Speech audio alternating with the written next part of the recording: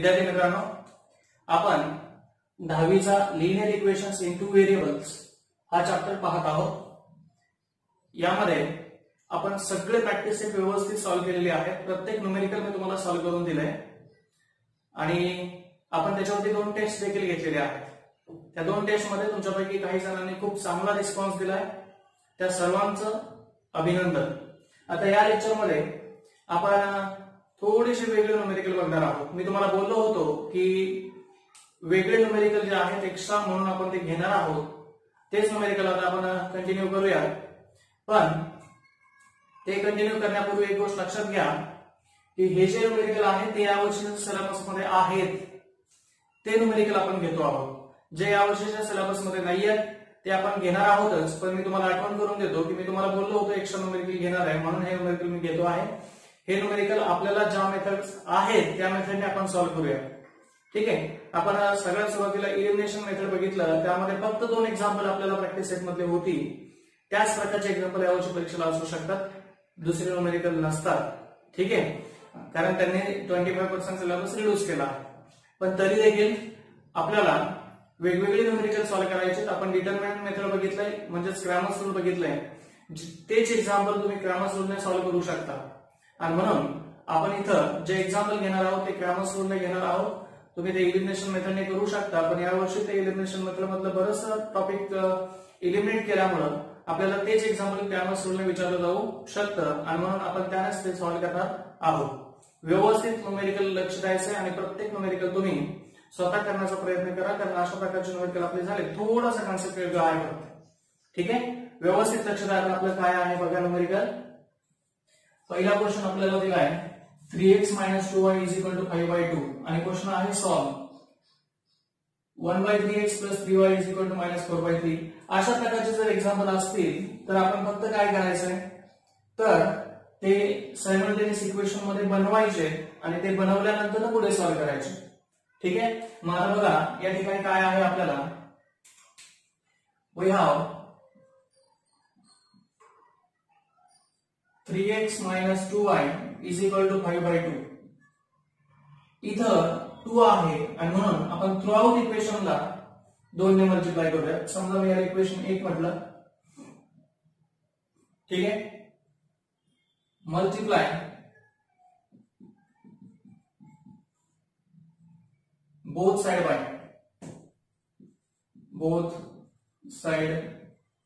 Bye 2.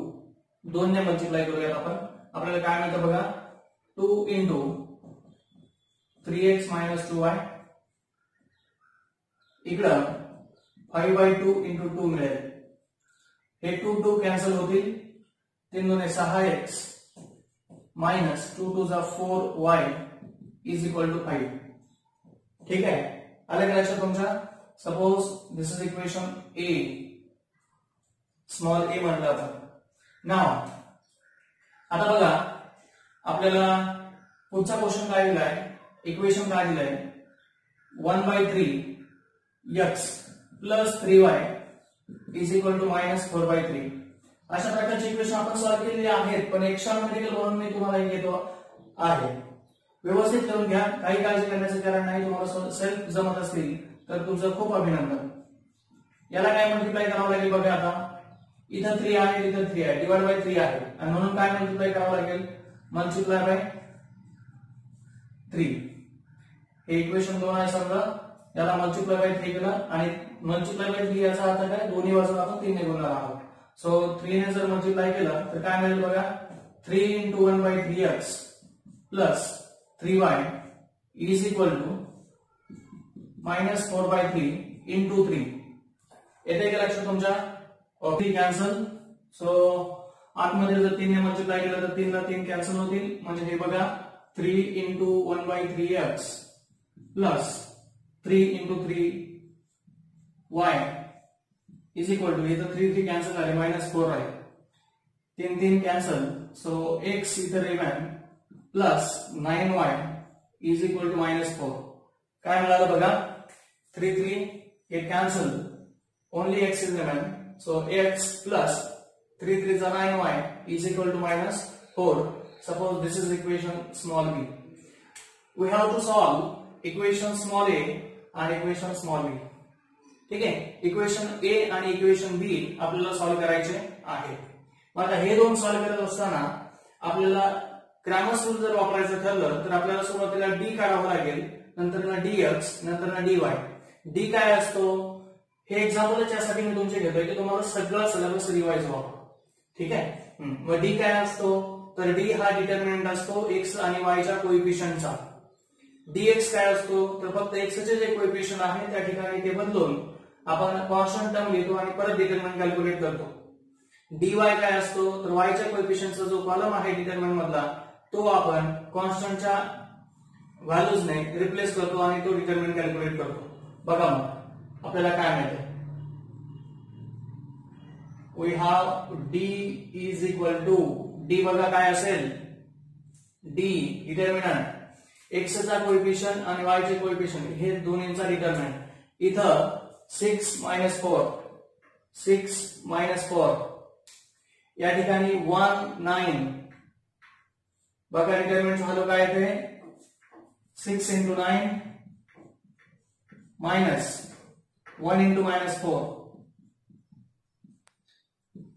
9 7 54 54 येत आहे. Minus minus became a plus 4. Here the 58. What is value of d here? It is 58. Okay. Now dx. dx बघा काय मिळतं dx x चे जे coefficient आपण दिलेले आहे त्या ठिकाणी कॉन्स्टंट लिहायचे. हा कॉलम 6 1 त्या ठिकाणी कॉन्स्टंट किती आहे 5 आणि -4 5 and -4 5 - 4 आणि पुढचा कॉलम जो आहे तो आहे तसाच -4 9 या दोघांचा गुणाकार 9 × 5 मायनस 4 × 4 -4 × -4 बघा 9 × 5 45 मायनस हे मायनस मायनस प्लस झालं इथं 4 × 4 16 हे किती आलं पाहिजे.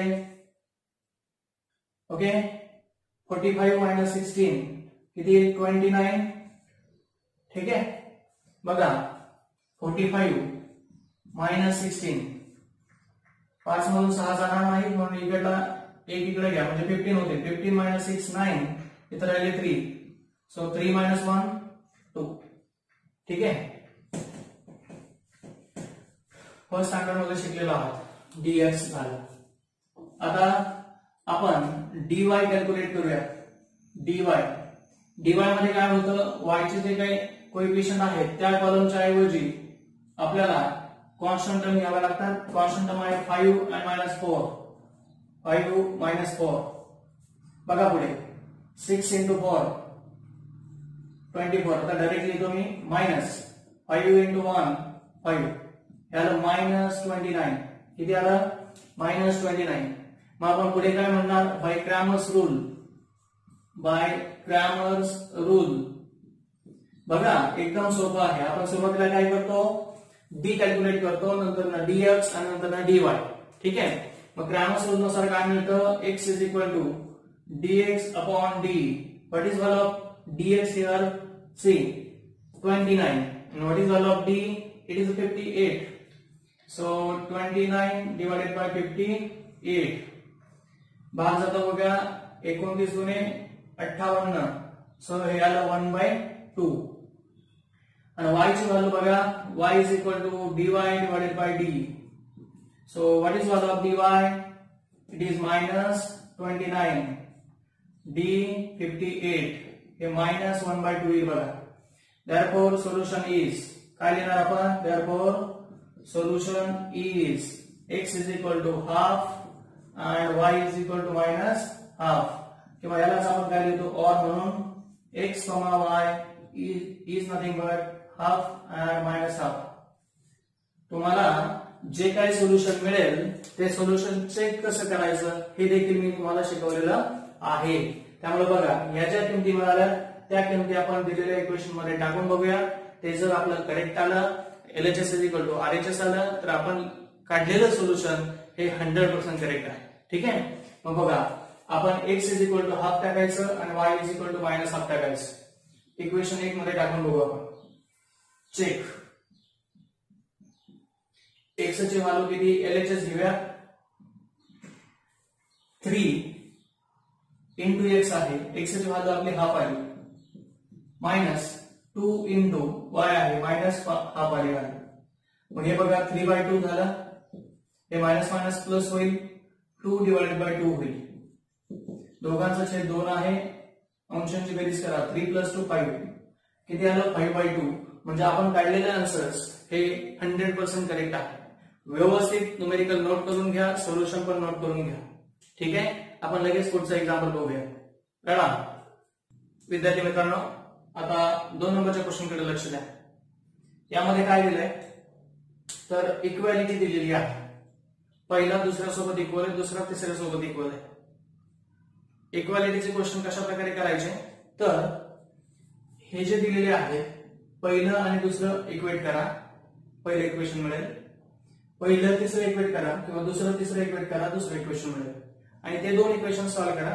तुम्हाला रिक्वायर्ड सोल्युशन्स मिळतील एकदम सोपं आहे बघा किंवा थ्रू आउट 12 ने डिवाइड करा मल्टिप्लाय करा कारण 4 त्रिक 12 आणि 2 ने पण त्याला डिवायडेशन होतं त्याचं त्यामुळे तुम्ही 12 ने पण मल्टिप्लाय करू शकता मग वेगवेगळ्या मेथड आहे बघा आपण सुरुवातीला काय करूयात पहिले दोन इक्वेट करूयात पहिले इक्वेशन मिळेल मग x + y - 8 / 2 is equal to x + 2y - 14 / 3 ठीक आहे मग आता क्रॉस मल्टिप्लिकेशन करायचं बघा 3 ने इकडे मल्टिप्लाय होईल 2 ने इकडे therefore 3 into x + y - 8 is equal to 2 into x + 2y - 14 okay 3 into x 3x plus 3 into y 3y minus 8 3 का 24 is equal to 2x plus 2 into 2 4y minus 14 दुने 28 ओके मग आता सगळं एका बाजूला आणा हे सगळेचे सगळे या बाजूला शिफ्ट करूयात म्हणजे काय होईल बघा 3x plus 3y minus 24 minus 2x minus 4y plus 28 is equal to 0 ठीक है बघा मग 3x minus 2x it is x 3y minus 4y it is minus y minus 24 plus 28 it is 4 okay म्हणजे आपल्याला मिळालं x minus y is equal to -4 suppose this is equation 1 okay आता दुसरा आणि तिसरा इक्वेट करू शकता किंवा पहिला आणि तिसरा इक्वेट करू शकता आपल्याला सोपं पहिला आणि तिसरा जाईल आणि म्हणून अगेन वी गेट किंवा we have x plus y minus 8 divided by 2 is equal to 3x minus y divided by 4 आता इथे डायरेक्ट भाग जातोय बघा 2 1 2 2 4 ठीक आहे किंवा तुम्हाला असं जर समजलं नसेल तर 4 ने इकडे मल्टिप्लाय करा अगोदर therefore 4 into x plus y minus 8 divided by 2 is equal to काय मिळेल 3x minus y 2 1 2 2 2 4 आठ मध्ये मल्टिप्लाय करा so 2x plus 2y minus 16 is equal to 3x minus y आता सगळं एका बाजूला न्यायचंय सो हे सगळं या बाजूला शिफ्ट करूया 3x minus y minus 2x minus 2y plus 16 is equal to 0 बघा 3x minus x 2x इथं फक्त x राहिलं minus y minus 2y minus 3y बघा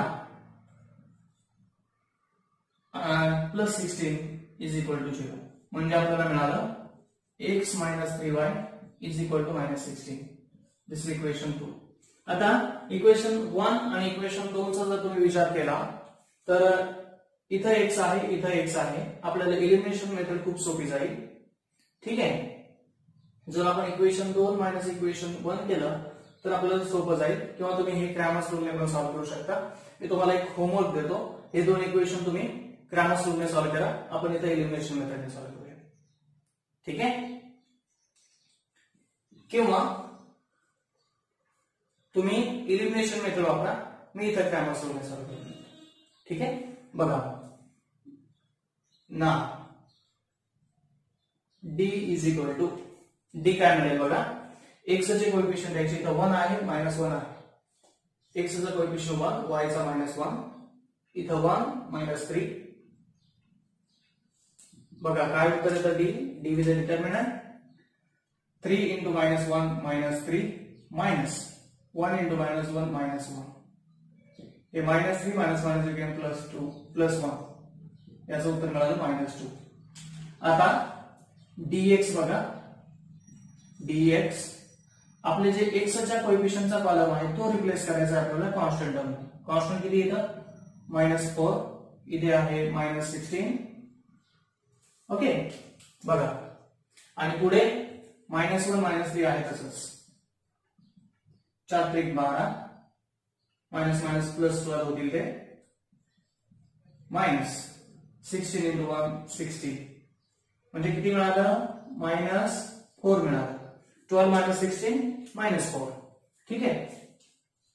dy, आता y चे जे कोएफिशियंट्स आहेत ते रिप्लेस करायचे. -1 -3 च्या ऐवजी काय लिहिणार आपण, कॉन्स्टंट टर्म, -4 -16, -4 -16, आणि इथे काय आहे 1 1. ठीक आहे. बघा 16 into 1 16 -4 आहे तसेच.